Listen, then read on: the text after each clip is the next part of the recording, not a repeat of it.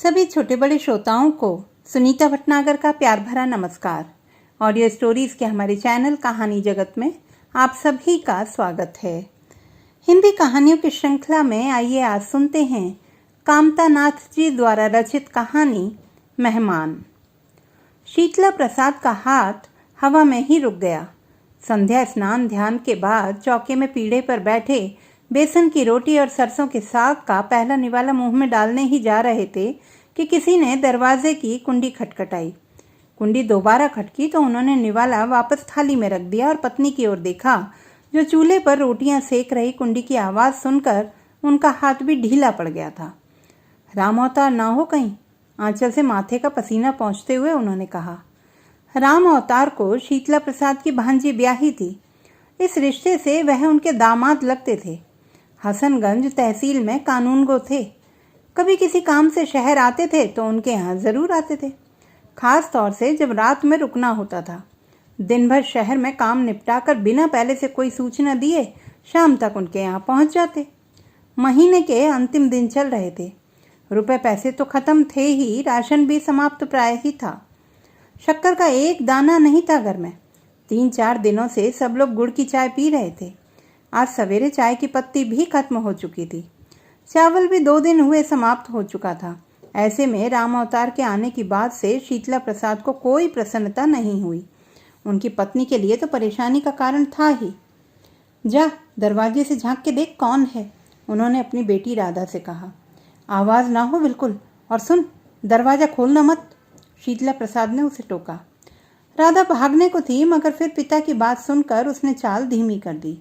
राम अवतार का आना उसे हमेशा अच्छा लगता था। वह जब भी आते थे मिठाई जरूर लाते थे। दूसरे दिन जाते समय उसे 1 रुपया भी देते थे। कुंडी एक बार और खटखटाई जा चुकी थी, तभी राधा लौट आई। ठीक से दिखाई नहीं दिया, मगर शायद जीजाजी ही हैं। काली अचकन पहने हैं, साथ में 2 आदमी और हैं। राम अवतार हमेशा काली शेरवानी पहनते थे। वही होंगे, शीतला प्रसाद की पत्नी ने कहा। मगर साथ में किसको ले आए? मैं देखता हूँ जाकर, शीतला प्रसाद ने कहा। तुम देखो, जो कुछ घर में ना हो तो राधा को भेजकर बगल के किसी के यहाँ से मंगवा लो। पति की परोसी हुई थाली ढांप कर शीतला प्रसाद की पत्नी रसोई से बाहर आ गई।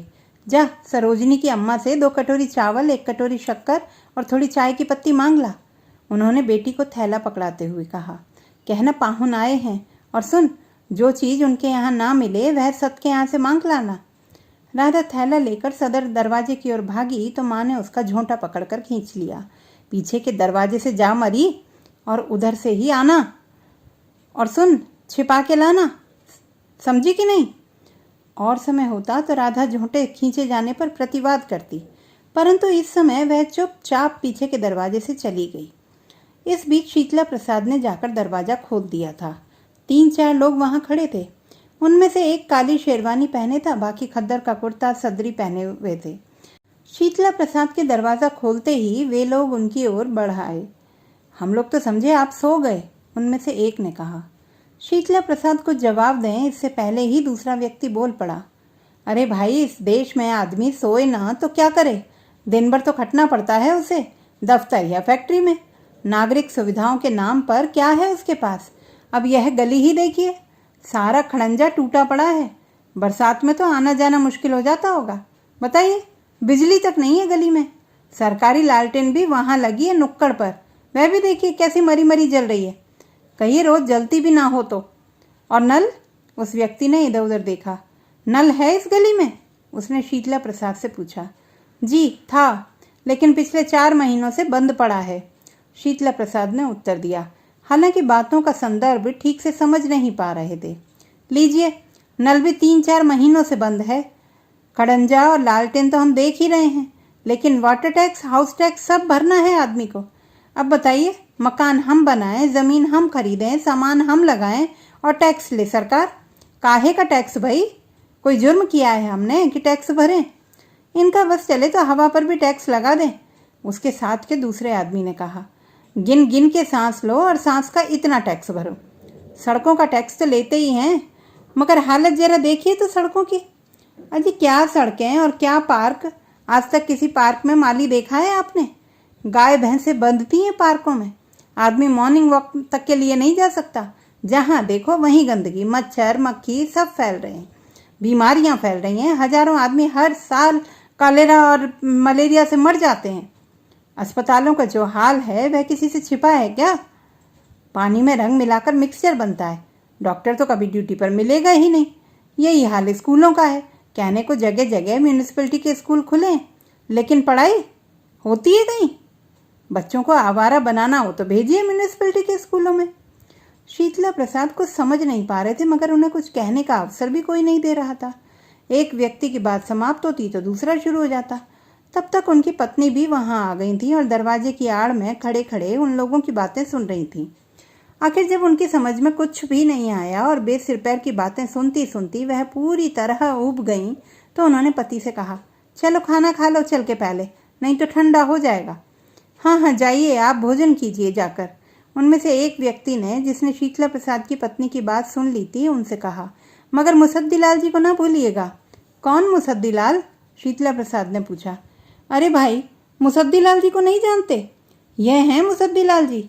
उसने काली शेरवानी वाले व्यक्ति की ओर इशारा किया तो उसने लपक कर शीतला प्रसाद का हाथ अपने हाथ में ले लिया। म्यूनिसिपैलिटी के चेयरमैन पद के उम्मीदवार हैं ना आप? औरों का तो आप आजमा ही चुके हैं, इस बार इन्हें आजमा कर देखिए। लाओ भाई, पर्चा दो आपको। नंबर क्या है? मकान नंबर बताइए अपना। 11/257, शीतला प्रसाद ने कहा। यह रहा। ढेर सारे पर्चों में से एक पर्चा निकालकर उस व्यक्ति ने शीतला प्रसाद को पकड़ा दिया। यह लीजिए। क्या है यह? वोटर लिस्ट का पर्चा है यह। आपका नाम शिवशंकर मिश्र है ना? जी नहीं, मेरा नाम तो शीतला प्रसाद वर्मा है। शीतला प्रसाद वर्मा? मकान नंबर क्या बताया आपने? 11/257। नंबर तो सही है। आप शिवशंकर मिश्र नहीं है? जी नहीं, शिवशंकर मुझसे पहले किराएदार थे इस मकान में। और आप? मैं तो अभी 3 साल हुआ इस मकान में आए। इससे पहले कहाँ रहते थे? बंगला बाजार में। तभी आपका नाम कहाँ होगा? बंगला बाजार तो, उस व्यक्ति ने अपने साथी की ओर देखते हुए कहा, म्यूनिसिपैलिटी के क्षेत्र के बाहर पड़ता है ना। चलिए कोई बात नहीं, वोट ना सही, सपोर्ट तो रहेगा आपका। उस व्यक्ति ने एक बार फिर शीतला प्रसाद का हाथ अपने हाथों में लेकर हिलाया और सारे लोग चबूतरे से उतरकर गली में आगे बढ़ गए। राधा तब तक चावल और शक्कर ले आई थी। चाय की पत्ती उसे नहीं मिली थी। अंदर किसी को न पाकर वह भी थैला एक कोने में रखकर दबे कदमों से सदर दरवाजे की ओर बढ़ आई। माँ का हाथ हिलाते हुए उसने धीरे से कहा, चावल और शक्कर ले आए हैं, चाय नहीं मिली। चल अंदर, चाय की दुम। माँ ने उसके सिर पर जोर से धौल जमा दी। वह संभल पाती इससे पहले ही पिता ने भी उसके सिर पर चपत जड़ दी। जो आदमी काली शेरवानी पहने आएगा वही तेरा जीजा हो जाएगा, गधी कहीं की, उन्होंने कहा। राधा कुछ समझी नहीं। उसे पूरा विश्वास था कि उसने गली में राम अवतार को ही देखा था। मार जो उसने खाई वह तो खाई ही, उसे इस बात का भी कम अफसोस नहीं था कि आज मिठाई खाने को नहीं मिलेगी। तो दोस्तों, ये थी हमारी आज की कहानी। आपको कैसी लगी कमेंट बॉक्स में लिखना ना भूलें। चैनल को सब्सक्राइब करें, लाइक करें और मित्रों के साथ शेयर करें।